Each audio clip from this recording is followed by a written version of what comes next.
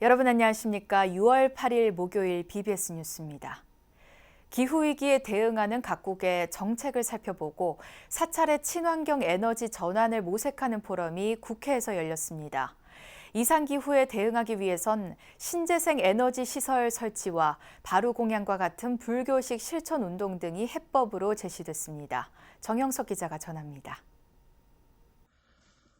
온난화 등 지구촌의 기후위기에 대응하기 위해 글로벌 GDP의 90%를 차지하는 130여 개국이 탄소 중립을 선언한 지금, 우리나라도 2050년을 목표로 탄소 중립을 국가 비전으로 정한 만큼 정부의 당면 과제로 떠올랐습니다. 이런 상황에서 수행과 생태, 힐링과 치유의 공간으로 활용 영역이 넓어지고 있는 불교 사찰에 친환경 에너지 전환을 모색하는 포럼이 국회에서 열려 관심을 모았습니다.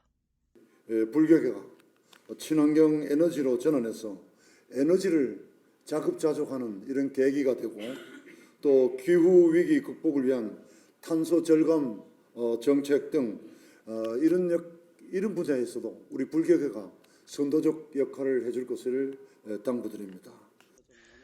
탄소 중립 실현을 위한 여러 비전이 제시된 가운데 인간과 자연이 촘촘한 그물망으로 연결돼 있다는 연기적 세계관의 바탕을 둔 불교계의 역할이 주목받는 상황.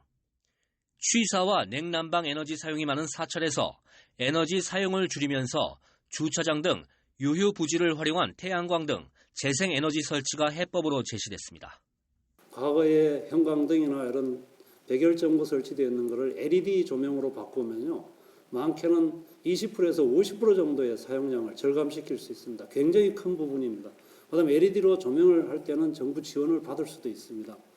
기업 사용 전력의 100%를 재생에너지로 충당하는 알리100 충전소 설치도 사찰의 넓은 공간이 부합하는 모델로 지목됐습니다. 그야말로 스스로 내가 알아서 에너지 자급자족을 할 수 있는 천혜의 조건을 가지고 있다라고 그 모델이라고 생각했습니다. 이상 기후에 대응하는 불교식 실천 운동도 저변을 넓혀갈 것으로 보입니다. 불교계가 탄소 제로란 지구촌 공동의 과제를 해소해 나가는데 바로 공양으로 대표되는 근검 절약의 정신이 탄소 중립과 에너지 전환을 선도할 수 있다는 정부 고위직 관계자의 발언도 이어졌습니다. 아니면 이제 바로 공양이라는 그 아주 좋은 그 전통이 있지 않습니까? 불교에. 그래서 그러한 근검 전략의 정신을 우리 만나시는 그 신도분들께 또 일반인들께 많이 전파를 해 주신다면 그것이 또 에너지 전략으로 또 바로 연결이 되지 않을까.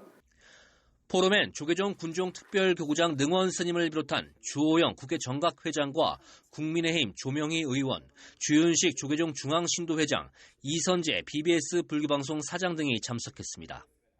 친환경 시대를 겨냥한 국가적 핵심 자원으로 떠오른 불교 사찰이 탄소 중립을 위한 정부의 지원 정책 속에서 어떤 역할을 할지에 관심이 모아지고 있습니다. BBS 뉴스 정영석입니다.